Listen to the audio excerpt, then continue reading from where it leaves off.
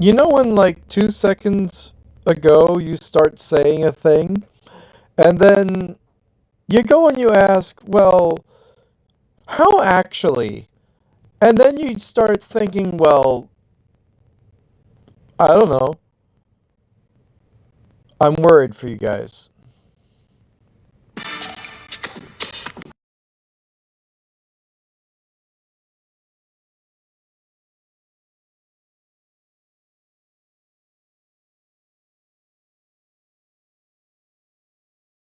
Today I'm interested in magnets.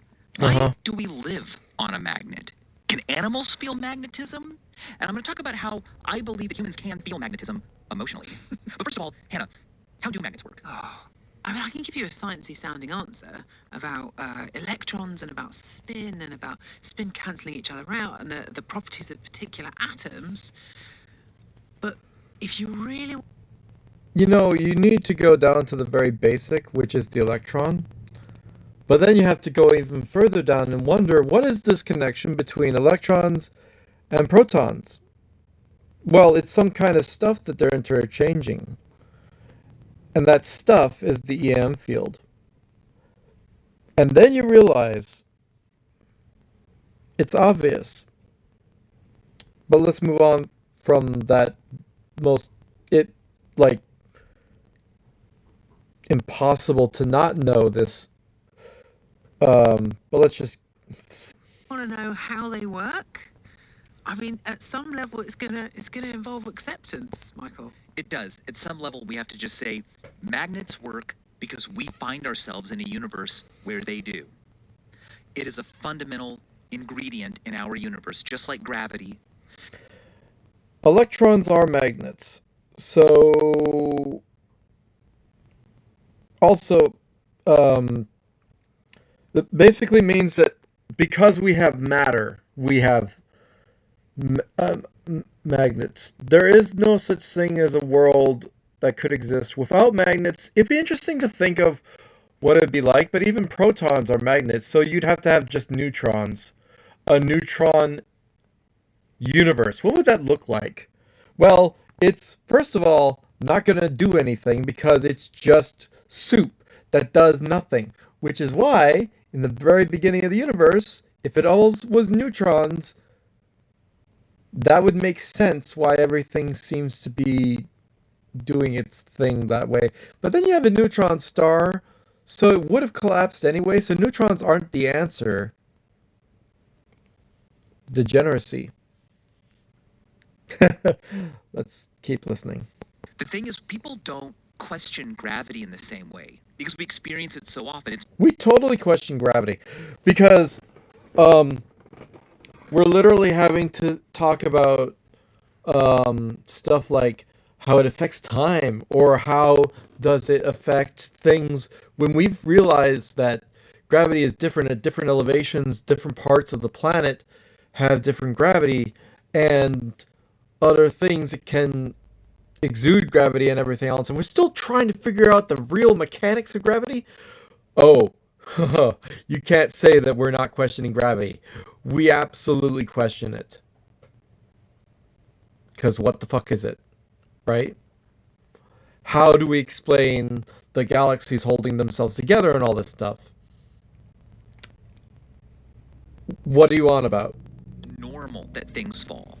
It's a little bit like saying, Okay, that well, part, yeah. how did your aunt end up in the hospital? You Yeah. say, oh, well, because she fell over on some ice. Yeah. Okay, but why? Yeah, Feynman draws this great comparison to asking how magnets work and why they work to, well, what level of explanation do you want? She's in the hospital because she slipped on the ice. Why did she slip on the ice? Well, because ice is slippery. Yeah, but why is ice slippery? Well, because water expands when it freezes, and so a pressure that compresses it.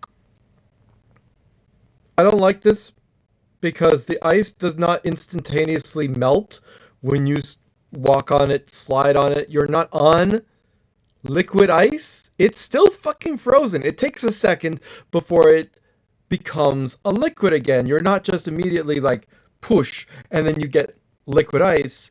If it's cold enough, it's going to stay cold. And it takes a little bit more for it to become liquid. You slide around because, especially like if you exert enough heat and stuff to it or whatever else, but you could end up on ice and it's going to be slippery even if there isn't liquid ice on the top. Again, I don't know what you're on about. You're kind of off track here. Causes it to melt a little bit, so you're actually standing on a liquid layer on ice. Well, why does water expand when it freezes? Well, the molecular properties of water are quite unique. Hydrogen bonds. And this goes on and on. But why does she slip? Well, because she's old. Well, why does that affect it? Well, because your balance and your muscle control changes, and psychologically, maybe she was distracted. So having experience with ice and knowing what to do, and then the ability to distraction is one thing, but also I don't know, the traction of her shoes wasn't good enough, because if you don't have like digging uh little dots on the bottom of your shoe cleats, you're gonna slide around or whatever. And suddenly you realize there is no end. Same with magnetism, same with gravity, same with everything. Okay, the Insane Clown Posse asked, just a few months ago, Donald Trump, the president of the United States, said no one knows what a magnet is. And they got ridiculed for statements like that. I don't know who Wait, Insane Clown Posse are. I don't remember if I know who they are either, but like Donald Trump saying there's no such thing as we don't know what magnets are. I mean, there's neodymium magnets, there's other fridge magnets. Everyone knows what magnets generally are. Things stick to metal because of energy type something do. Are you not a juggalette? Do I look like a juggalette? Well, no, but I thought for the show you like wash off the makeup. Is this not Fago? I really am that boring, Michael. My goodness. I know. All right, look, so years ago in a song called Miracles, they rapped about magnets. Yeah. How do they work? And a lot of people ridiculed them for that statement. Because this is the thing, right? You can answer it Okay. at different levels. You can start off and you can.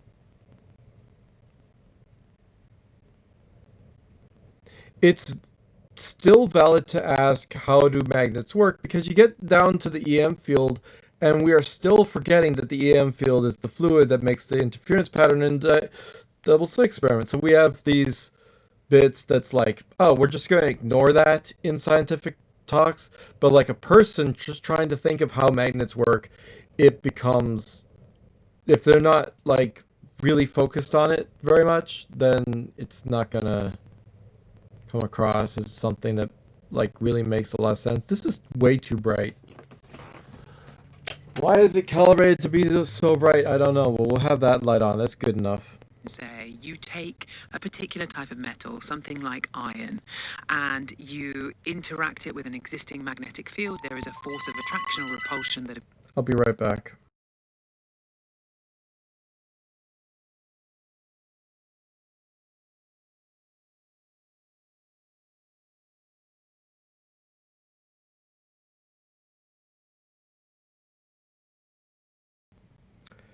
Yep, some Appears. And then you could go a bit deeper and you could say there are field lines that appear around a magnetized object, which you can see with iron filings. And you go a bit deeper still and you could say down at the level of electrons, it's to do with the spin, cancelling out or not in some material. the field lines are literally particles, virtual particles or virtual photons or something on the very tiniest levels, even below light, smaller than that are being interchanged between one thing and another. And this flow can be excited by other things exerting more energy into the system. You can pick up cars with this junk. Materials, you kind of keep going and keep going and keep going. But ultimately, even once you're taking quantum effects into account, there is always a level at which you just have to sort of say, because it is. Yes, there's a level where you have to say, look, ultimately, it is an intrinsic property of our universe.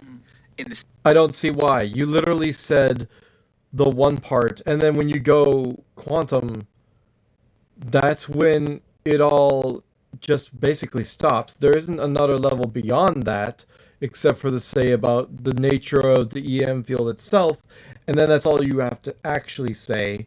So you stop one level before that, and I'm like, why? same way that there is gravity. Why? Well, I don't know. If there wasn't, maybe we wouldn't have evolved. Actually, there's a huge difference between the question of gravity and the question of magnetism, because the EM field is understood. Gravity is a sense that happens with inertia, and the planet is actually shoving you towards itself in all directions because of its spin, and in a constant direction because of its motion around the star. So you end up with gravity, but there's also the gravity that is the faraway stuff, that is a different gravity. Right, there's a local gravity, and then there's the stuff that affects stuff from a distance. Why Jupiter affects the sun, so that it's not just where it is, but it's slightly moved away, so that their mutual tugs make this spot where everything orbits around that spot instead of the sun. That's fascinating. But also, how? Because that's not just gravity, that's something else. That's electromagnetism. But we're not going to call it that because it's too big, it's too far away, it can't be that. To ask, but that's a just so story. Even the magnetic field lines you see when you sprinkle iron filings on a magnet, even those aren't showing you the field as it was before you sprinkled it. The iron affects that field. So you're seeing the iron. Depending on how much of the field you sprinkle it on in different spots, you can do a before and after type of picture of what you can see, how it interferes, how much it interferes, and the different types of like ferrofluid and other things you can do. You can do cross checks of all the different things to know the nature of the EM field and its flow. And does the iron shavings affect that? And I'm like, yeah. And also the interesting thing about magnets in a copper tube slow down before they hit the bottom stuff and whatever else because of the making electric field polarizes something and it makes it different resistant to motion, which is just nutty. It's like a self-breaking, like you can't use it as a proper suspension system, but something like that. Effect on the Weird. magnet. But what did it look like before? It just was. And so, well, I think the thing is, yeah, no, if you have the smallest amount of filings or the ferrofluid or the larger sections, then you can know how the EM field would have interacted. And obviously, if you have more, then you would disrupt it so much that you wouldn't even have an EM field that flows from one side to the other because it would be blocked, especially if you have stuff that doesn't conduct the EM field like copper or whatever else. It doesn't let it through or whatever reason, then, but will, and it's like, how can you make a proper magnetic shielding? And that's fascinating. But once you know that, then you can add magnetic shielding and remove it to get all these other answers and bits of information that you're wanting and be thorough about it. I'm going to eat a pizza pocket. I think that, yeah, if you want an answer, when people start making fun of those who are curious about magnets, you're right. It's ultimately the existence of charge, like the electromagnetic force as a thing in our universe, is a property stuff has. And we know that when charges move, they create a magnetic field. They just do, okay? But here's the... They excite the magnetic field. It's already there. The EM field is the background ocean. And what happens is that more of that stuff gets interacted with the more you move things. Which is why you can go from having literally nothing doing anything, and then you put some energy into it, and then suddenly you have an EM field that is excited enough that it can do all these different things like, pick up a freaking car or drop it immediately, drop of a hat. Electrons are charged, and they move, in a sense, around a nucleus, but they don't spin. And yet we say they have spin. They totally spin. They are literally photons we have divided in half, and those spins make this donut shape. I have totally, ever since I've seen that video, I have totally adopted that theory. And so that spinning of a photon constantly in this direction makes the electron shape. We call it an electron. It's really a fragmented photon. So it's deformed. It's doing its thing because it has no other choice. And then what happens is it's interacting with the EM field so much, it makes this electrostatic field around it and a magnetic field around it. So you end up with the supposed spin, but it's like it's a spin that happens. The normal idea of precession would assume to say that maybe this is not already a function that is directly happening. It's what happens when you try to make things and analyze all of this stuff and make analogies without actually thinking of the structure of these objects. If you don't think of the structure of them, then the spin just doesn't make any sense. But you have like the way that electrons can change how they flow their electromagnetic energy. Obviously, if they're having to connect to a proton, then the flow has to be sideways relative to the proton.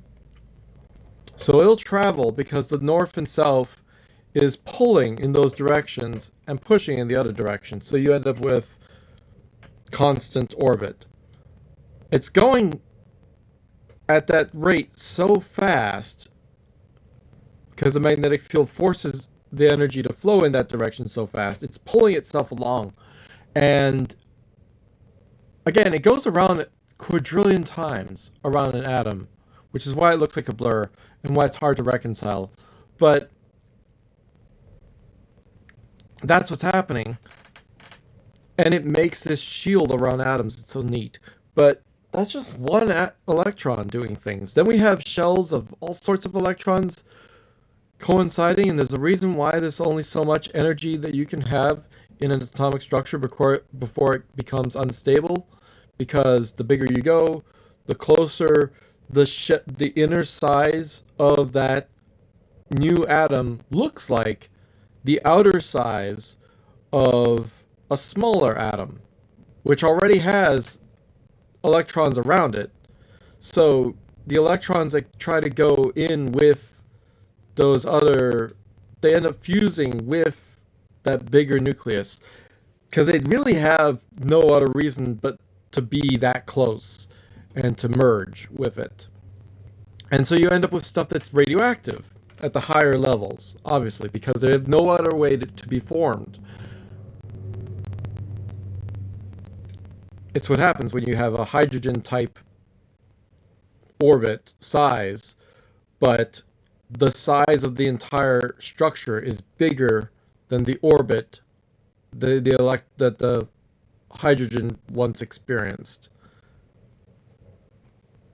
Some fall in, whatever.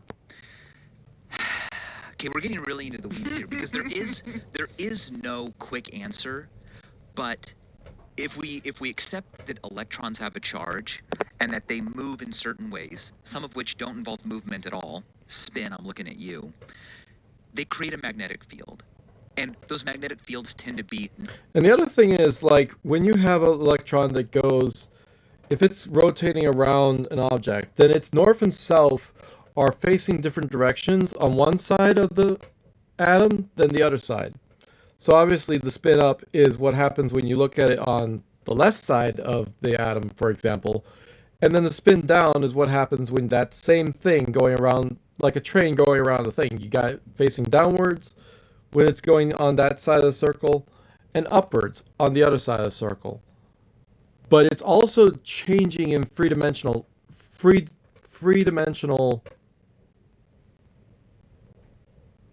axes. So it could be going this way, it could be going this way, all sorts of different ways. And it's hard to represent that without a proper physical example of that, but it's like it's going clockwise, or it's going clockwise, or it's going the other way, or it could be this way. All of these things are happening simultaneously.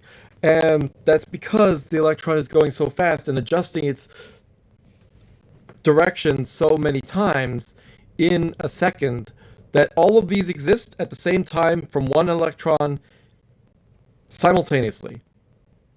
Crazy. So the spin up, spin down stuff, that's just an occurrence of what happened at one instant of its lifetime in some fraction of a second, and then it happens again later in that orbit, the next second, and so on, or in the next many fractions also occur like that.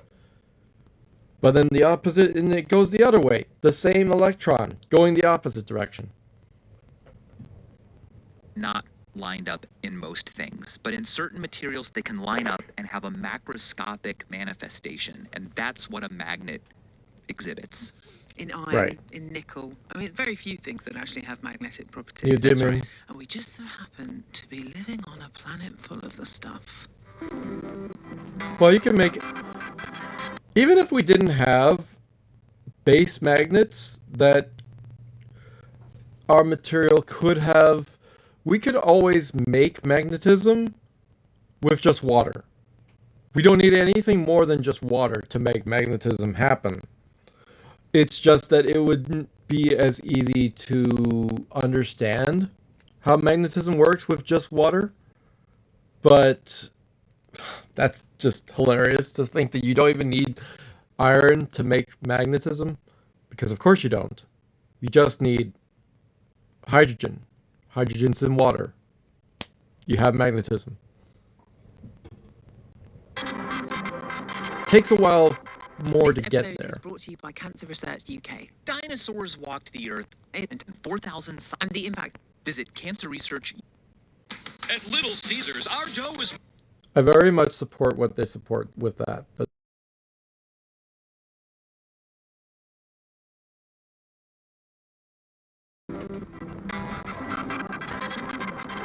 But how did the earth get magnetized? I remember being a kid doing the magnet so this is where we start seeing thing in like fourth grade, and you would take a paper clip and swipe it over a magnet over and over again, and now the paper clip is a magnet. Did someone do that to Earth? Well, the Earth is sort of doing it to itself inside, within the Earth's. If you kind of go down into the center of the Earth, you have this solid iron core, and Yeah. then you have this sort of magma, right? This sort of swirling metallic substance. And because the Earth is spinning, but also because it's very, very hot in the core and cooler at the outside, you have these currents. So this magnetized metallic liquid is continually moving around. That's one of the things that supports and continues the fact that the Earth has this magnet within it. So what we don't know is where it started. We know honey, you just got the answer and then you're asking where did it start? I'll tell you. It started when it was formed, because all the heaviest stuff went into the core. That'd be the metal. All the lighter stuff went onto the top. And stuff was super hot. And so when you end up with that thing forming, it literally is going to have the inside spinning as fast as it can. Everything else is going to maybe slow down because it's just not having as much need to keep going as fast. We end up with a nice solid crust on the outside, which we can walk on and also make life happen. And on the inside, it's still stupid hot like it was when the Earth was forming. So again, like she said, the magnetism is that metal thing is spinning versus all the rest of the metal that's still on the outside, not coalesced inside with the core. So you have this changing of charge constantly and exchanging of this energy. Literally, you spin up some crystals of copper, you end up with an electric field. You spin up the core of the Earth, you end up with the magnetic field. It's not rocket science here, buddy. It happened because that's how it was made. Those are the components. That's what results. Now listen to what he says. Or at least there's the theory, the geodynamo theory, that says that moving conductive liquids can maintain and even grow a magnetic field. Do they? I mean, you just look at the core and it does the thing, and then when we look at the core that happens on Mars, the core has cooled down. So it doesn't have as much heat, it doesn't have as much friction. The friction is what makes the magnetism as well. Produce one by themselves? I don't think so. But if there's another magnetic field around, like say from the early sun. The other thing is we have a freaking moon. So the moon is tugging, making all the different churning of the inside of the oceans and whatever, but it's also doing churning on the inside of the planet. And so you have that stirring it up, helping it along, keeping it going. The moon having its own magnetic and gravitational effect does the stirring as well. It's not just the fact that the core is turning and the thing is turning. I mean, does Mars have moons? I don't remember. Stupid question. I should know this. I don't remember. I don't think I care very much. But anyhow. The sun may have been much more magnetic when it was young, and the Earth could have been in that stronger magnetic field. It's slot. You know, when we have an EM burst from stuff and the whole technology back in the 1800s or whatever decided, oh, I'm going to turn off. Yeah, that freaking happened. Because we got hit with a burst. That's not even long ago. That's recent. So why does the Earth have a magnetic field? Because it already was doing it when it was formed. The sun didn't have to be existing for that to happen. Although it did happen while the sun was existing. I don't think it is required for it to happen, but machine around this molten iron, and that magnetic field gets kind of ripped and stretched, and it can persist because of this rolling motion, and it still persists today. Because I think this is it, right? Okay, we started off by try asking this stuff about lightning. I loved seeing the episode where Kyle Hill was asked, lightning, rocks, magnetism. He was blown away. He did not understand this. He was literally like, what the fuck are you even talking about? And it makes total sense that if you have a supercharged lightning bolt, of course you have any amount of magnetic type stuff in the rock, iron, whatever. If it gets struck, then it becomes magnetized. And then the next time it's more likely to be struck because it is magnetized. Self-made dynamo. Repeated bombardment, electromagnetism, stuff happening. Maybe the Earth was supercharged with solar winds so much that all of that electric charge, whatever. But all we need is some basic weather doing that. Lightning stuff. And then we end up with, so what makes the weather? Stuff evaporating, the sun doing that. It's just solar energy. It's just hot energy. It's not even electrical energy. It's not magnetic energy. It's just the heat doing the evaporation and everything going up. And the ions going up. And then the lightning strike. Where it all coalesced and did things with connections. Yeah? by joking about how no one knows how magnets work. But why is the Earth itself a magnet? I mean, this is a very strange thing if you think about it. That north and south, magnetic north, magnetic south, which, by the way, are ever so slightly different from geographical north and south, that they are there and can be sensed by aligning magnets, floating them on water. Like, why is that? Where did the Earth's magnetic field come from? Yeah. You already said it. The only thing you're missing is the moon doing the stirring. But go on. We don't totally know. Yeah, we It's do. not like the Earth has a giant horseshoe-shaped Wile E. Coyote magnet inside of it. What the Earth does have inside of it, though, is a lot of metal. It's got a solid metallic core because pressure is so high. A little further out, it's got molten metal, mainly iron. There's some nickel, there's some sulfur, there's some other stuff there, but most of it's iron. And iron has a property where its atoms can get lined up. But the iron in the outer core is too hot to be a magnet. Okay, like a magnet couldn't even survive down there, and yet it's magnetic. So there's this whole theory called geodynamo theory, which says somehow a spinning planet that's cooling, that has molten ferromagnetic metals in it, will have swirls of this fluid because of its own rotation, and a moving electrically conductive fluid can grab onto a magnetic field and hold it so that it persists and can even grow. And so at some point, You know the inside of the core is not hot, right? The deepest part of the core, pretty solid. So, what you on about? Because it can't stay hot. There's nothing making it more hot except for pressure. So, when you get to the inner core of the planet, rock solid. There's outer edges of the core that are like, oh, they're super hot because they're near all the molten stuff. Once you get into the insides of it, it doesn't have a lot to do. It's just pressed and it's just there and it doesn't stay hot. It's solid. The deeper you go, the more solid it is. Nothing changes much in that solid thing until you get super deep. And then you have some kind of black hole in the inside. Perhaps, but not really. But, like, I mean, it can't all be metallic because, like, it can't all be liquid metal on the super inside because why would it ever stay hot? Like, you know how heat,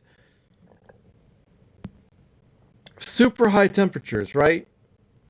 They can only, even through solid metal, they can only push that heat so far. That's why heat exchanges happen. And then the further out you go, the less heat can be transmitted. It just doesn't happen. So you end up with colder and colder stuff. in Earth's history, it grabbed onto a magnetic field, maybe from our young sun, which may have been more magnetic in the past, and it's just been holding on to that. I mean, it's Again, weather systems, lightning, stuff like that can make all these different charges. We have magnetic fields, and all the lightning strikes is just crazy to think of. Well, how did it happen? How did it originally happen? And all it took was a volcano happened, blew stuff into the atmosphere, and then you get this difference of charge. Magnetic field just is propagated. You don't need more than that. You don't need some crazy outside sun, solar rays and everything else, although that happened also. Definitely. But, like we know there was a solar wind event. I don't know why you're having these questions without also immediately presenting the answers. I'm very confused how you can have blanks, except for, what, did you not research before you made the video? I didn't. I just know this stuff. not like there's a battery down there that's sending current through wires. It's just that Electricity with the freaking lightning? Yeah, that's a pretty much battery function. but also like you have the churning of the inside and everything, molten stuff moving around, earthquakes. Again, you got the moon doing its gravitational stirring pot. Eh? Deep inside the planet, there's molten metal that's moving, Yeah, and you said that. somehow that motion amplifies or holds on to magnetic fields, like a dynamo that keeps this magnetic field alive. So the solar wind can If you keep forgetting the moon, I'm gonna get upset at you at some point. stretch it and shape it, but the source is within. We're carrying it with us. And that means the entire Earth is just this big magnet covered in life. Because the fact that the Earth is spinning is key here, right? And the fact that the Earth is cooling down is also key. Because you have this temperature difference between that really, really hot center, the central core, and then it's much cooler at the outside as you get towards the Earth's crust. That temperature difference, it's sort of like, imagine a pot of water. As it's boiling, you have this circulation currents that happen from the very hot bottom to the much cooler top, which moves the water around in the same way that it's moving all the liquid inside the Earth around. But then also the spin on the Earth is helping as well. You have this Coriolis effect. So you get all of these little eddies, these little currents, these little swirls inside of the Earth. And that is what is perpetuating this magnetism that somehow or other initially arrived on Earth, that the Earth it has grabbed onto and kept going for all of these billions Electromagnetism, the moon doing its own thing with the churning. of years. You know what's exciting is that just recently we managed to create a geodynamo in a lab. Oh, yeah. Some researchers took a 2 cubic meter vessel of molten sodium, which is really electrically conductive, and they spun it up like in a giant blender so that parts of it were moving at like 15 meters a second. And sure enough, it like took the existing magnetic fields in the room, one of which was from Earth, and held on to it and magnified it. And even after they stopped spinning it, it maintained that magnetic field. That's probably what Earth does. But this is what's so strange, because it's like,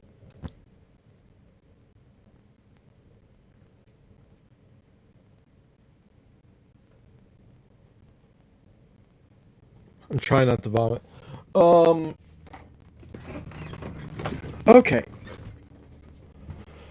Am I talking to a 5-year-old here? Look. Buddy. The moment you had the material that already has electrical stuff working and then you started it moving, the energy interfering and interacting with the other energy then makes... Okay, we gotta get a different... That's fine. Then we end up with the magnetic field being generated. Like the instant you start cranking on the generator, you notice that coil of electrical stuff making the magnetic field, making the electrical field, that stuff that we already understand, you did that on a big scale. It became magnetic.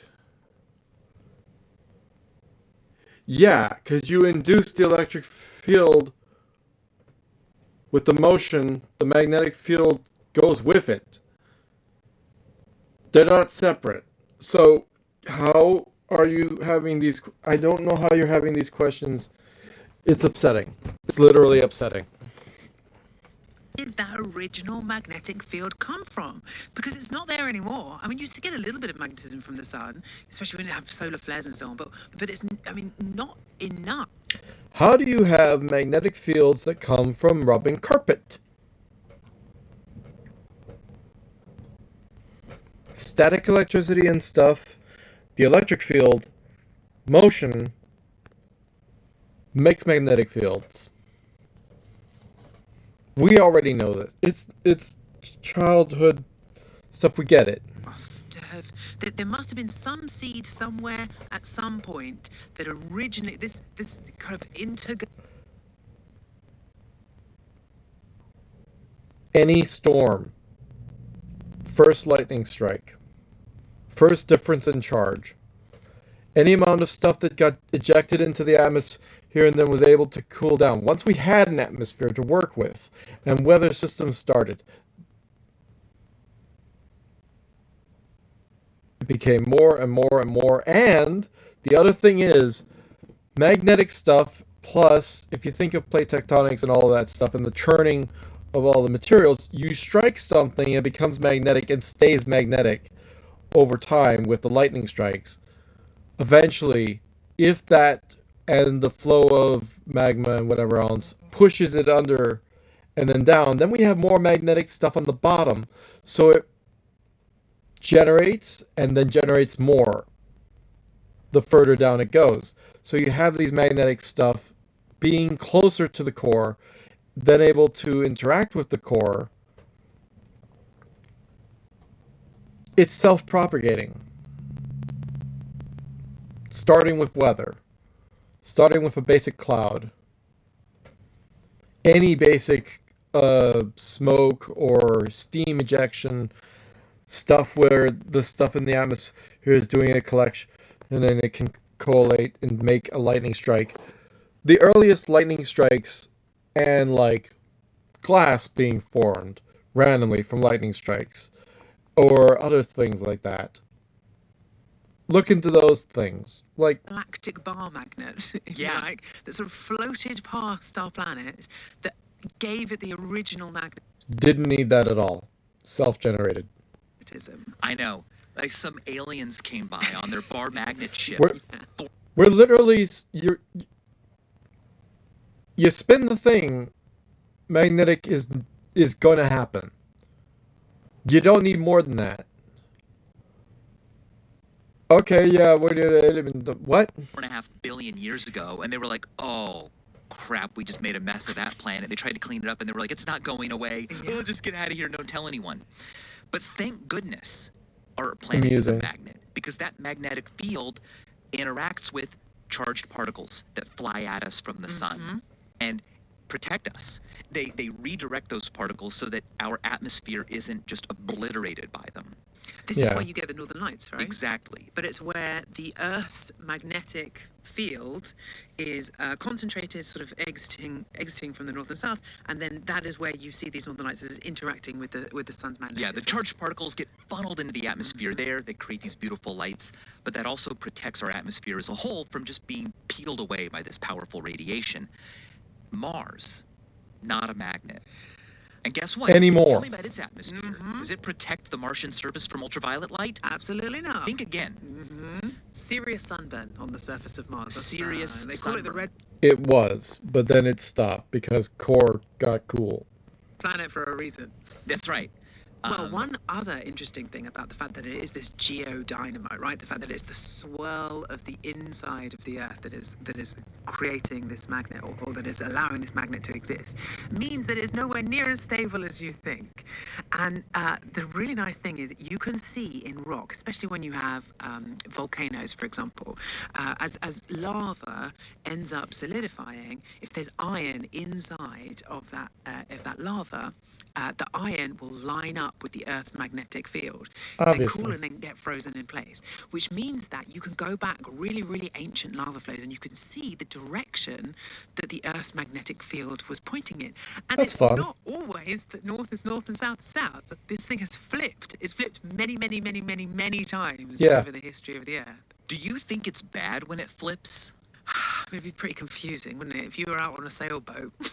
That would be a hilarious, like, Your birds. public announcement. Hey, everyone, compasses still work, but, like, opposite the way they say they do. Exactly. Like, the end that's painted red is now going to point south for maybe only 12 years, maybe for another few million. We think Earth's magnetic poles flip on average about every 450,000 years. And then the sun's magnetic poles also flip, which is fun. So you end up wondering, is there a correlation? And I can't speak to that, but it's fun to think of. But we're in a long stretch of stability now, Yeah, right? it's been about 800,000 years since they flipped. So some people say we're due for a flip and it's going to be catastrophic. But It probably takes about 1,000 years for the flip to actually happen. Oh, it's not. though. It's not like an instant It's thing. not like you wake up one Obviously. day, north is south and south is Oh, north. bummer. That's not how it works. I think that sometimes these reversals might be just another consequence of something else terrible that happened, because we can find that extinction events and pole reversals might line up. It could be that an impact creates a lot of volcanoes and change in Earth's interior that can lead to a switch. But really, the animals all died, not because of the magnetic switch, but because of the ash in the air, because of the impact. Also, Earth's magnetic North Pole is actually Earth's south magnetic pole. Oh, really? Is it upside down? Yeah, Oh! it's upside down. Because we made up a rule of how to name the poles of a magnet, and we use the right-hand rule. Sure. If electrical current flows this way, from my palm to my fingertips, using my right hand, my thumb points in the north direction. That's up. Yeah, so we make magnets, because we had to arbitrarily decide which one's north, which one's south. And this is the field that you can see if you put an iron filings. Exactly. Which way round is it wrapping from? That's right. And so, yeah, you turn some current on through a coil, goes this way, that way's north. Oh, shoot. When you make a compass using this mechanism, the north points to the north. But they should repel since they're the same, which means that actually, as a magnet, Earth's north pole is its south pole. Did you know that you can catch various Pokemon while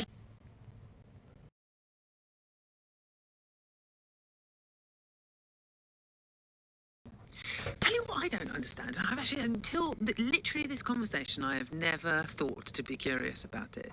When it flips, right, on the occasions when it flips, it is that north and south swap. It's not like suddenly north is at the equator. And presumably that must be because of the spin. That must be because of the Coriolis it can. There's a thing called an excursion where the North Pole doesn't just like flip, but it like goes to the equator and back. It wobbles. It can wobble quickly. But it's stable along that axis, right? Of like the It's most stable axis. that way. Right. Yes. Because of the Earth's spin. Because of the Earth's spin. But why doesn't it exactly align with the geographic north? Because geographic north-south is if you put a skewer. Well, if you put the skewer, you realize the Earth is tilted on its axis. It's not just going around the sun straight up. It's going on a tilt. So the magnetic stuff aligning with it, and the magnetic stuff aligning with maybe the up and down, but then back with the motion of the Earth. It's like, huh? Through the Earth on the axis that it spins around, that would be the geographic north-south, and then the magnetic north-south is ever so slightly off. Yeah. Why? I don't know. I don't know either. They're different by about 11 degrees. And the magnetic pole keeps moving. It's moving from Canada to Siberia right now. It's actually quite close to the geographic North Pole, the actual pole that the Earth spins around. But it used to be much further south, down into Canada. It moves at about 40 kilometers a year, about 25 miles a year at tops from what we've observed. I've always wanted to go there and watch a compass needle stop pointing in some direction, like on the surface, but just point down.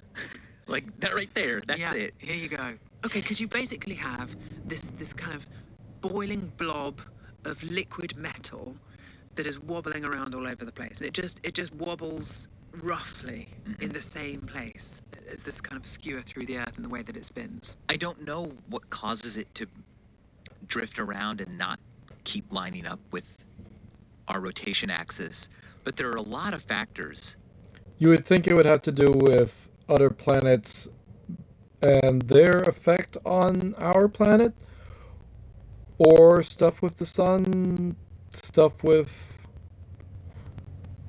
sun's magnetic field compass lines, along with the, like, for example, Jupiter's, with, like, half of the time we're on one side and Jupiter is far away. Half of the time we're on the other side and Jupiter is closer. So there's that difference in things. And like, does our spin always precess in the same, and whatever. All these other things, once you get all these answers, things become less uh, misunderstood. That affect Earth's magnetic field. Even the tides and the motion of the ocean changes it because salt water is electrically conductive. And so it's a mess. If you want to be really precise with by using a compass, you're going to notice that like it's just not. It's all over the place. Also, the Earth's spin is not absolutely consistent. No, it isn't. It isn't. But why 11 degrees? But then I think maybe we're just thinking about it as though at this moment in time it's 11 degrees, but we shouldn't think of it as static in time. It's something that's That's right. And it's you been sped up and watched it over the last 4 billion years. It's kind of all over the shop. Yes, and it and reversals seem very random. They don't seem to correlate with any like known other process. Okay, I tell you what else would be different. If it did flip, not only would sailors end up going in the wrong direction, but there is one paper that came out about 10 years ago that talked about dogs pooping. Have you heard about this? I have. Is it true? I don't know. First of all, tell our listeners. All right, so this is a paper. It was called "Dogs Are Sensitive to Small Variations of the Earth's Magnetic Field," published in 2013. Peer-reviewed, right? Sure. Yeah. Frontiers in Zoology was the journal, and I mean, credible researchers over a 2-year period. They followed 70 dogs from 37 different breeds. They recorded the directions of the dogs' spines during their defecations and their urinations, and they demonstrated statistically that they appeared to align with the Earth's magnetic field direction when they pooped. Yeah. One thing I will say is that there have been replication studies on this. People have tried to repeat the experiment and have not found a statistical correlation. I'm not surprised. I believe a dog could maybe sense Earth's magnetic field. Yeah. However, why they would want to poop facing north, I don't know. Okay, so if you think of stuff in like the smells of whatever, and you think of how that could possibly be influenced by magnetic field lines, if at all, then you end up with, well, obviously if the smells are being affected by magnetic field lines, which they're small enough that they could be, that could also influence the dog. That it would cause things to maybe flow downwind or whatever else, and that might be part of the explanation. So it might be more downwind is where they want to have everything, and their noses to be upwind, obviously, or the other way around, so that you're not smelling your own crap all the time. Pick one. I don't know. I don't care. I can't think of a helpful evolutionary reason. No. Not have to smell your own crap is a healthy choice. So like that's why you literally have to turn around to smell the things, because you were facing away from it. It wasn't directed towards you. So then, like, and they also have very sensitive noses. You gotta know, if anything has to do with a dog, it has to do with the smell. That's their main motivator. Freaking nose. So go back to that. It's pretty easy to think that it must be nose related. Neat. I agree with you. But that's interesting, though, that you wouldn't be surprised if they Most could likely. sense it. Because, I mean, you and me sitting here, how's your sensation on... When it comes to defecation, are you going to sense it by, I don't know, heat or something? No, not as much. Or when it comes to, like, are you going to hear it? No. Are you going to see it? Who cares? Like, the thing that would make the most sense to align yourself with the width would be smell. It's the only thing. The magnetic field of the Earth. I can't feel it. No, I'm not aware of it. It's happening. It's going through my body. I am in it, and yet I don't feel it. It seems as though other creatures can, and that is what we're going to be talking about once we come back after this break. If you happen to be listening to this podcast while out on a dog walk, just walk out a compass and take notes of which direction. Maybe we should turn this into a citizen's I love that. An experiment. Take photos of your dog pooping, send them directly to Hannah, right? Yeah. Close-ups, guys. My Science. email address is vsource@ the thing is you have to mark down when and where and have the magnet or the compass so you know the alignment of the dog. Because, like, but The rest is science.com. If you have tried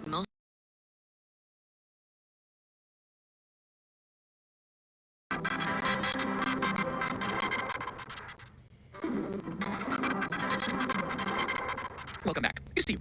Hannah, we were talking about dogs. We were talking about defecation. Uh-huh.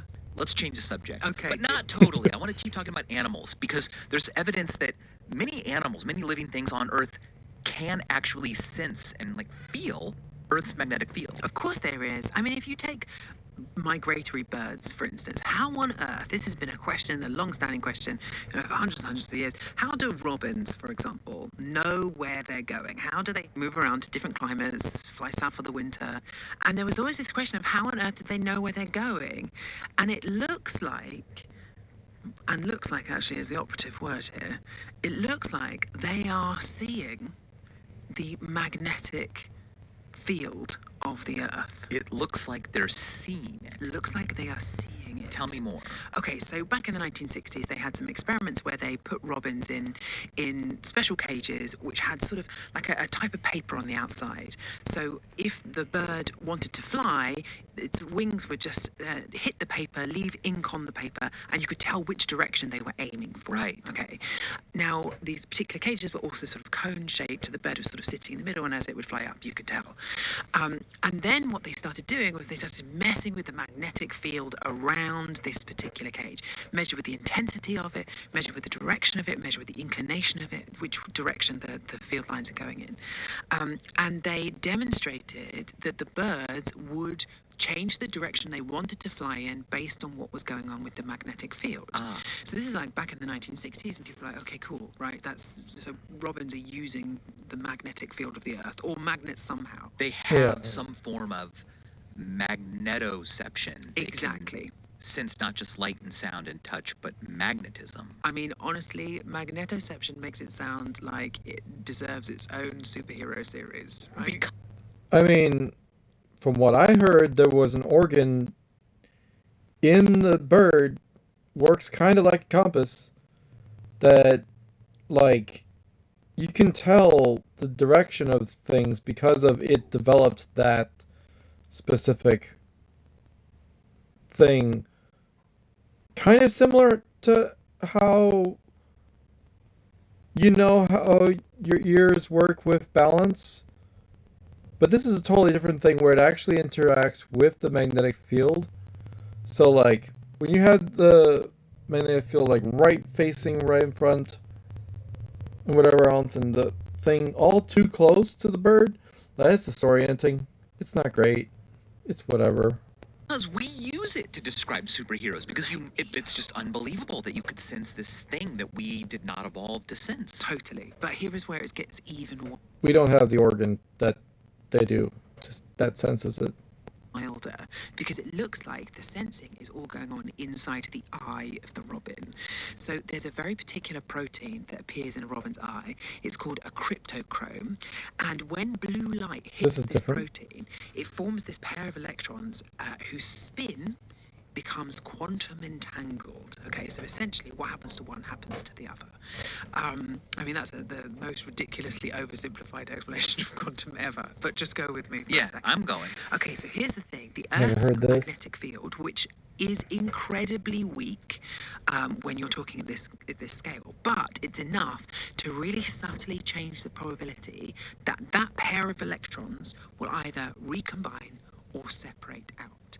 So, I mean, effectively what's happening is it has this protein which is so sensitive to magnetic fields that where the magnetic field is present or stronger or which direction it's going in, it changes the chemistry in the retina, essentially. And that pattern, that chemical pattern, is interpreted by the robin's brain. So what we think it's actually seeing is this sort of faint ghostly pattern that aligns with magnetic north. So it's not like a metal detector. It's not got like a compass inside it. We think that it sees the magnetic field of the Earth as a kind of directional glow within its field of vision. Wow. Isn't that amazing? So it's probably a visual phenomenon. Probably a visual phenomenon. Either things are glowing a bit Yeah. more north Yeah. or south. It's not like its head sort of like to a magnet. It would.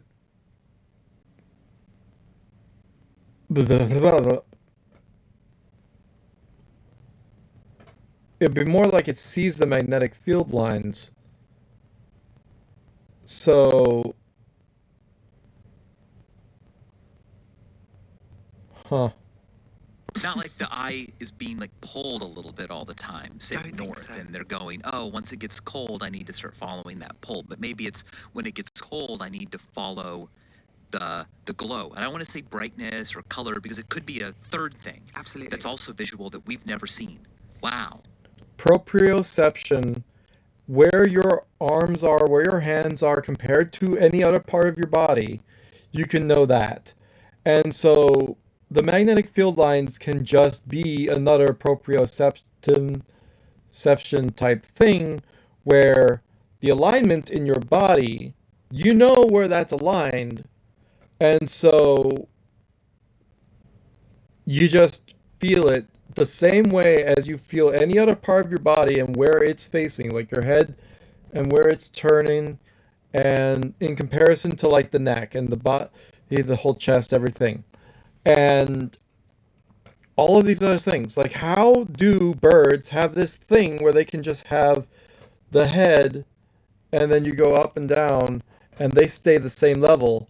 That kind of mechanism, magnetic alignment. Like, they know exactly where they want to be in relation to the magnet. Otherwise, they would feel some kind of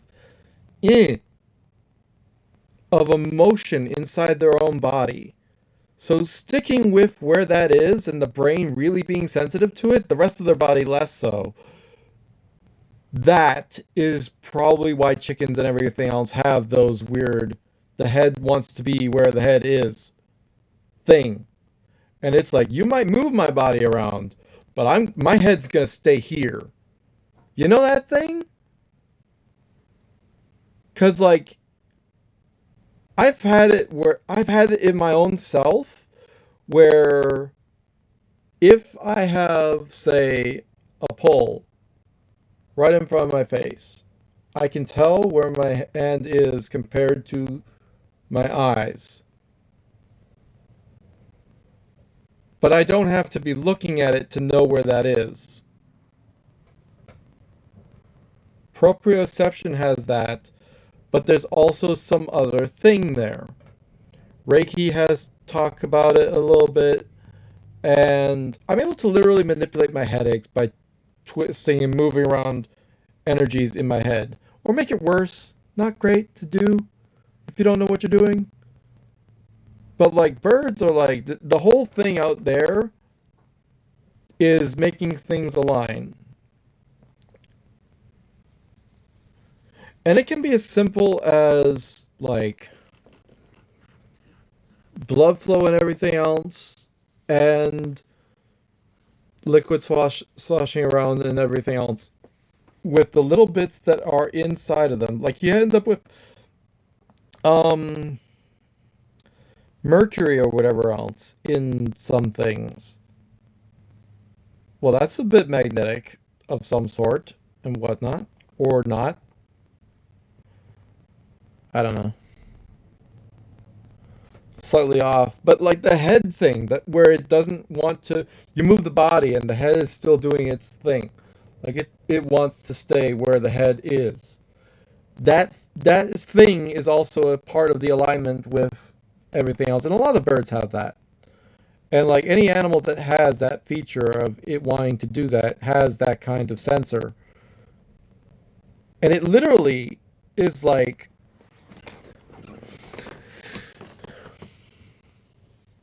this, like if I move my head down, right? everything's aligned that way. If I turn, it wants to move that way. Everything aligns more when I move.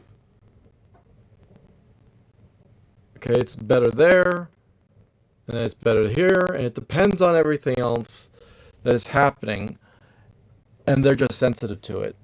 Proprioception is crazy. Isn't that great? And here's the other thing about it. I mean, well, okay, there's many, many great things about this. For starters, that idea of kind of quantum chemistry wizardry, They make like, soup. normally it doesn't really work when you interact it with sort of squishy bits of flesh, you know. Like biology and quantum it's very, very difficult to get these effects to work. And this is something that's happening at, bird's eye temperature, within a biological being, which is really extraordinary. Again, I can do this with proprioception of just my hand and knowing where my hand is. If I focus on, let's say, someone else's hand, it's different, obviously, because it's not my own body communicating to itself where itself is. But then also, and I need to be careful because I'm starting to make a form here inside, and I don't want to have that. I would like to not have that. So pull it away.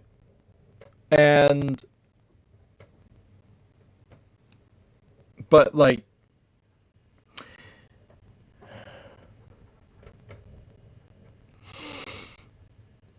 whatever. Being that literally has a bird brain. Literally has a bird brain.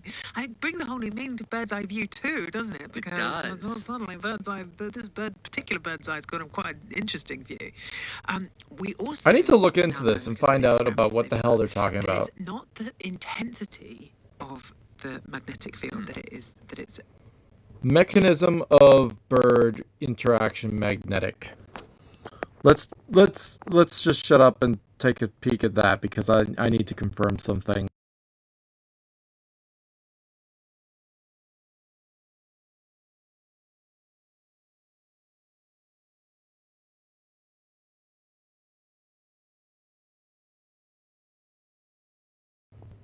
So bird magnetoception.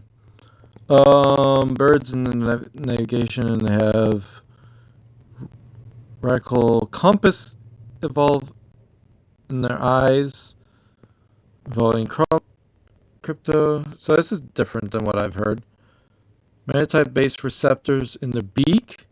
Aha! Yeah, there is more than just and if you have like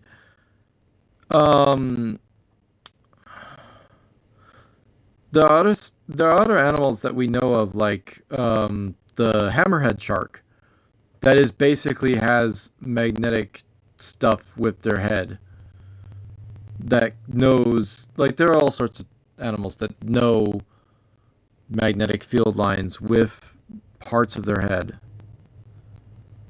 and whatever. Huh. I've never heard stuff about eyes before. I thought it was a component of their brain, a separate organ. The beak makes sense. Interesting. Let's go back now. sort of seeing or being drawn to. But the thing that makes it know where it is, north or south, is almost certainly the inclination of the magnetic field. Let me explain that ever so. Yeah. So if you imagine the Earth as though it's like a bar magnet with iron filings around it, those iron filings would go in this sort of a direction. So they kind of come out, they spurt out from the top where the North Pole is. From now on, I'm going to use inverted commas. Sure, whenever fine. I do that. Sure. They spurt out from the north, and then they go around the Earth and then re-enter. In like the a South hoop, Pole. like ears on the earth. That's Exactly. toroid. And so, if you think about it, at the equator, those lines are effectively going parallel to the line of the Earth itself. Whereas when you're up at the pole, they're coming straight out. They're going they're coming perpendicularly out of the ground. Yeah. And so Yeah. you will be able to tell how far north or south you are by looking at the angle that those field lines make with the ground that you see beneath you. So what we think that they are doing is they are sensing the inclination Right. of those field lines. And the reason Yeah. why we know this is because once again, you can put the robin very safely and ethically in this particular cone-shaped cage with the paper on the outside, and you can rotate the inclination angle using something called a Helmholtz coil, essentially a big electromagnetic device. Let's say the bird wants to be in South London, okay? This particular time of year, that's where it wants to be. If you change the angle of inclination of the magnetic field so that suddenly it believes that it is in Scotland, for instance, then the robin, will demonstrate something called Zugenruhe, which is German for migration anxiety. Nice. Which is like, okay, get me the hell out of here. I do not want to be here. So you can trick the bird into believing that it is Ethically, yeah. at the wrong spot on the earth, which is something that it is seeing with its eyes. Sees with its eyes. Isn't that amazing? We've got to teach birds Again, it is a sense very similar to proprioception and stuff. I don't know. to paint. And get them to go, oh yeah, here's what an apple looks like. But then they draw all of these like lines on it, and we're like, what's that? And they're like, well, that's the magnetic inclination. You not see that? Come on, you dumbass. Yeah, right. How do we do that? Okay, Isn't that good? Bird that's would really say cool. that. It's not just robins that have this, by the way. There's Obviously. a number of different creatures that have this same protein. Besides even birds. But there are other animals that do these long migration patterns that appear to be using the magnetic field of the Earth to navigate, but that aren't necessarily doing it in exactly the same way. So whales, for example, if you look at blue whales and humpback whales, their paths along the ocean, they follow these magnetic contour lines, essentially lines of constant magnetic strength, of the field strength. It's almost like they're sort of reading this invisible map on the seafloor. So they don't choose the shortest path. They don't, kind of... They're not just going perpendicular to the motion of the sun. No. It's correlating with the magnetic field line. Exactly. Exactly. Okay, so again, imagine if you have something aligning yourself. The moment you start, if you can sense that throughout your body or in certain parts of your body, the proprioception, once you start getting misaligned, feels discomfort on that side, right? So you simply just go back to where it's the most strong, which is the most pull towards the center as you can get. Anywhere where it's over to one side, your body's just not going to like it. It's going to be uncomfortable. Okay? That just makes sense, right? That is just how it is. If you have it be that it goes into maybe the weaker part of the magnetic field lines, well, you're still going to have some strong part that's pulling you in one direction, right? Any amount of magnetic stuff happening in your head, and or any part of your body, like that sense is going to be like, yeah, over here there's some kind of tug. Let's go to where it's all mostly uniform, so we don't have to think about the feeling of being dragged along to one side. We get to feel this uniform thing, and it's not uncomfortable. And so the theory is about whales is that there's sort of this hierarchy of things that they're following. So number one is the magnetic field of the Earth. Then they're also using things like the ocean soundscape, things like the smell or water chemistry. I mean, if you want to be explorative, you would go against the magnetic field lines and you go away to somewhere where you don't feel comfortable. And then you'd go to places where you might find something that might be useful to you. So the magnetic lines might be, okay, well, it's uncomfortable in this sense, but reward, because we found this thing. And it happens to be where all the krill are. Or whatever. Coastline, the seabed depth, that kind of thing. But then something that can muck it all up is the sun and the stars. And if the sun has a bit of a hissy fit, by which I mean chucks out some unexpected magnetic nonsense, it can mess whales up. So like when there's a lot of sunspots, because sunspots are aberrations in the Earth's surface where areas become cooler because of like a bunch of magnetic flux right there that's stopping convection from happening. And by the way, sunspots are not dark. They look in a photograph like a big black spot, but they're really still extremely bright. They're just so much less bright than everything that's hot around them. They look dark. Right, exactly. Or solar flares, anything like that. Anything Yeah. that's really sort of Magnetically noisy. magnetically noisy. And Yeah. there was a very famous pilot whale, a mass stranding of pilot whales in the Canary Islands. This is in 2002. And everyone was like, how on earth did this happen? These poor whales that have shown up, they shouldn't be here in the first Right. place.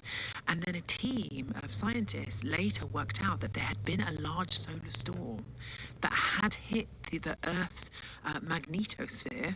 Again, sounds like a superhero character, frankly, but had hit the Earth's magnetosphere exactly the same moment that the whales went off course.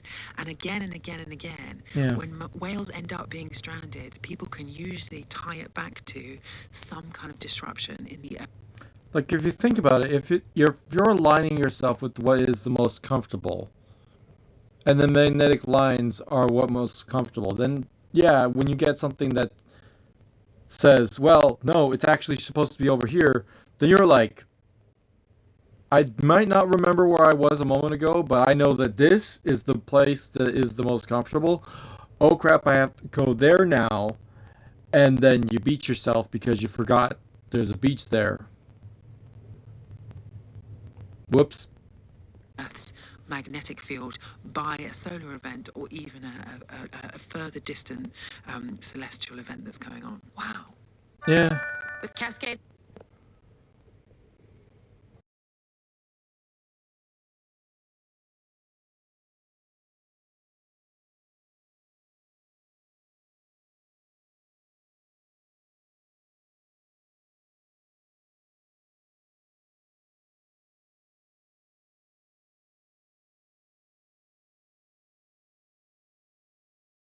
Further distant celestial event that's going on. Wow.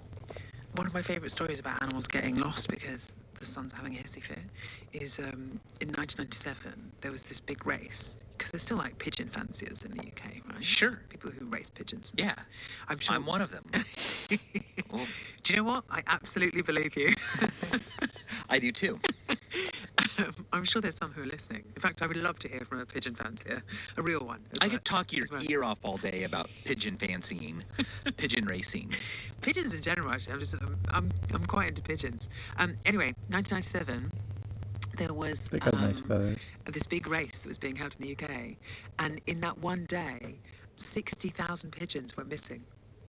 And it was because there was this intense solar activity Oh, that the no poor one had spotted. guys.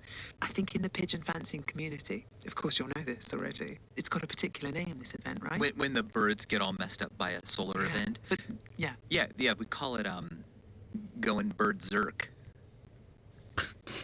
you've given yourself away now. You were telling the truth all along. That's not what Did it's I- called. Oh, I just. Well, that's what we call it in my bird circle. Yeah, it's called the Great Pigeon Race Disaster of 1997. Ah, yes. See, I'm part of the Pigeon Fanciers Reform chapter, and we call it the day the pigeons went bird zerk. But go on. Okay. I just love that idea, though, that we are existing in exactly the same world as these pigeons, as the robins, as the whales, and yet we have no idea. No idea. No It makes me Oblivious. feel really sad for them that on a day of heavy solar. You gotta wonder, people who have like good directional skills, do they have some kind of magnetic alignment, and all they need is like the sun and everything else, other ways of navigating. They don't need magnetic stuff, and it's possible that we are definitely benefited by not having these senses because it's just a lot of noise. You know me in Sudoku, I love removing the noise. Activity, I'm just like, this is kind of a boring astronomical event for me. But the whales are all like dying. Yeah. They're Oh, freaking yeah. out. The sun's louder than usual. Whatever it is that they see is different. Like reality has changed suddenly. Mhm. And I'm just like, oh yeah, I don't know. Like, if you think about it, if you don't have the ability to otherwise navigate and figure out where you're going, the magnetic stuff is the only thing that makes the most sense. And then, if that's something that you developed in evolution, whatever else, then it makes sense that that would be a thing that would be helpful. It's just that people, if they stay in the same area so much, maybe they don't experience different magnetic fields. Maybe they don't understand how it affects them, how they are. Like you can tell elevation is one thing because that's a pressure difference, but other parts of navigation with stuff, that's a whole other thing. Elevation perception is like perception is just fascinating. It's another entire sense. Like stuff to do. The thing is I think there is some evidence that humans do feel this. Go on. We have these cells in our body. They've got tiny little iron crystals in them. Hmm. It's called magnetite. And Uh-huh. I mean, these are like responsive to magnetic fields, you know, in the same way a compass would be. So Right. in theory, we do have something in our bodies that is capable of changing according to whatever the magnetic field around us. There was one experiment where they put people, they wanted to see whether anything would change about us if you put us in these really strong magnetic fields. They got a bunch of people, they put these caps on their heads, the EEG caps, little electrodes that monitor brain activity essentially. Right. And then they changed the direction of the magnetic field inside the chamber at these strengths that's similar to that of the Earth, without letting the participants know that was what they were doing. And they did find something kind of interesting, which is that there was a drop in the alpha brain waves. So it usually means that the brain is processing something when you have that. So the alpha brain brain waves. might even process it, but it just doesn't tell our awareness. Just doesn't tell us, because I mean, as far as we know, right, we I mean, there's a lot of stuff that our bodies know about that our consciousness is not like keeping in the forefront, like what's happening with your foot or your leg or your heart specifically, or any other part of you. That if you're just listening to stuff and just sitting there just doing whatever else, a lot of that stuff just becomes background noise that is all canceled out, and you're just are in wherever you're in, which is we're great. kind of wandering around unaware of this. We don't really. Because it wasn't relevant to our survival like it was for birds, for Sure. whales. Sure. But we might still have like an evolutionary vestige of the ability to sense it. But we have since stopped listening. Perhaps, yeah.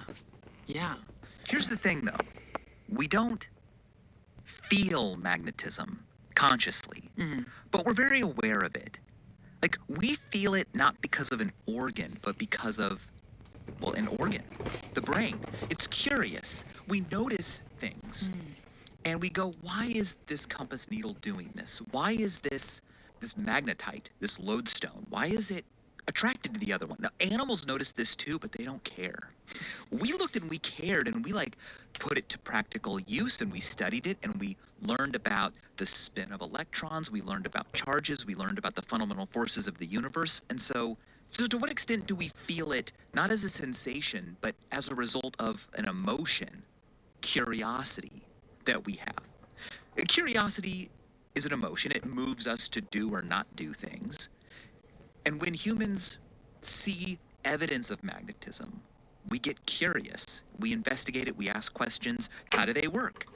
And in that way, Well, for this we thing, I move can to only learn pull and something study. if it's like really Sense that close. maybe So we like, can't see it it's with not the same super bird's powerful. eye It's view just a that the fridge Robin magnet, but it's can. still new to me But actually, magnet. we can It's see it just a because fridge we've magnet. built technology in order to trace its path, in order to follow it, in order to use it for navigation in exactly the same way as the birds do. Exactly.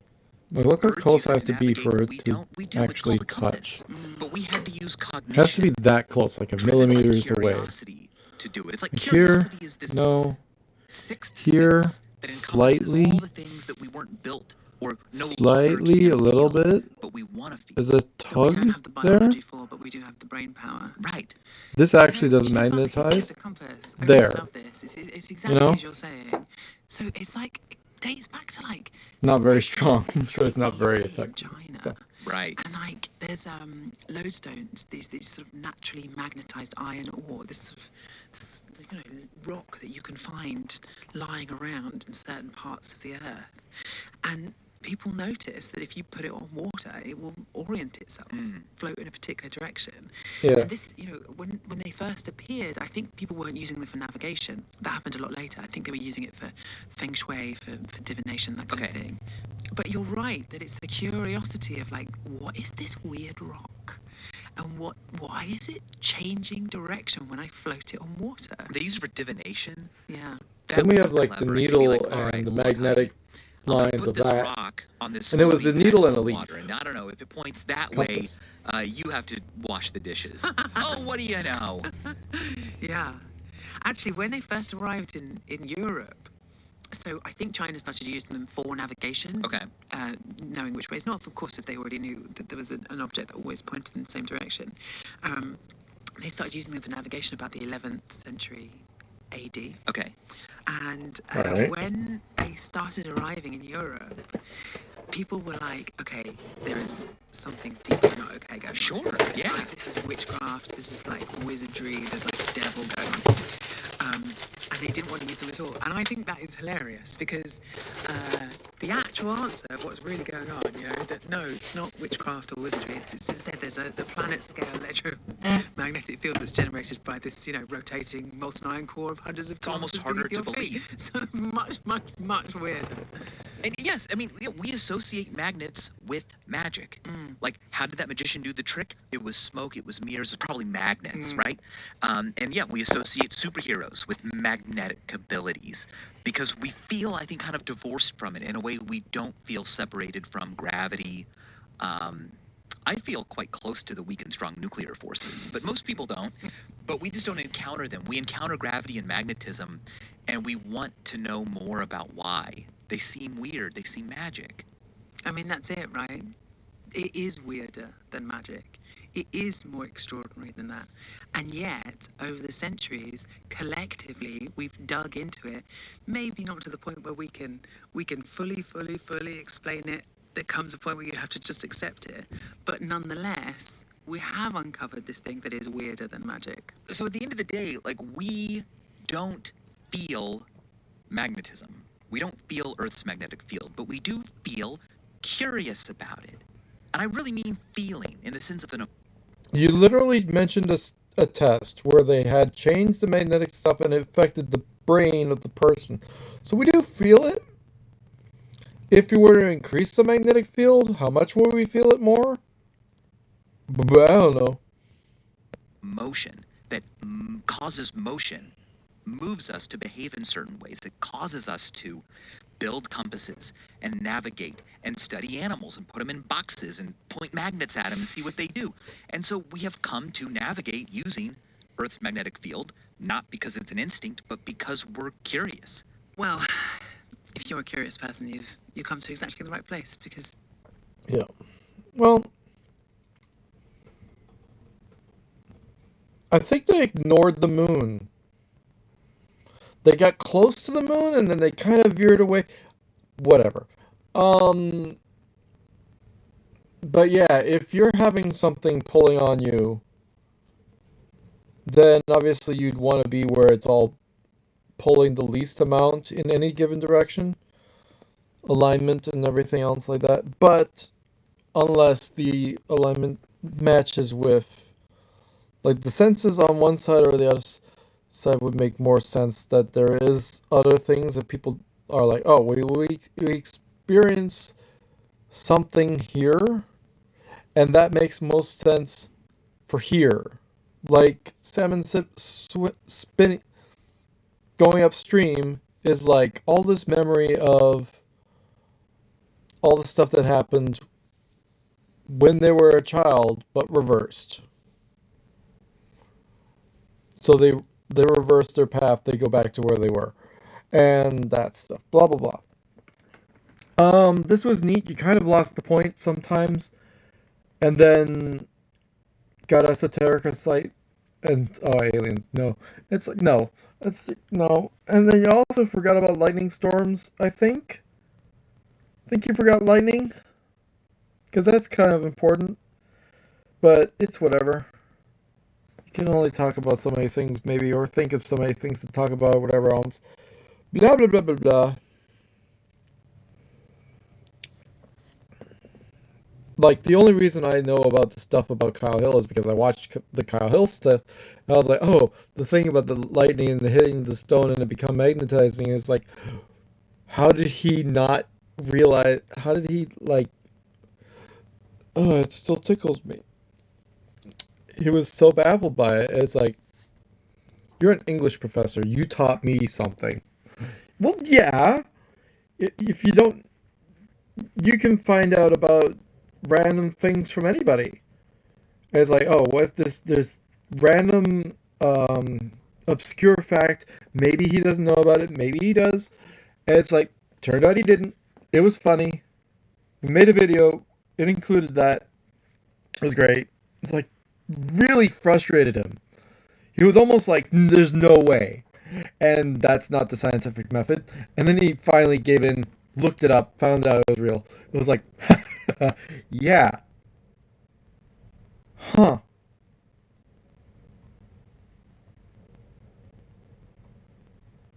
It's when you can get so enthusiastic that you're not willing to take in the new information that you're like, huh?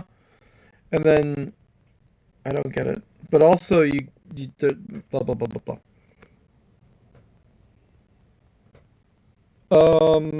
Did they get things wrong? Man, I'm not gonna look over what I just reacted to and say anything about anything because I don't remember anything I just said. Literally don't. That's the thing. You say all this stuff, and it all makes sense at the moment. Reactions happen in your brain, and then afterwards, my goldfish just happens, and then you go. See you in the next one.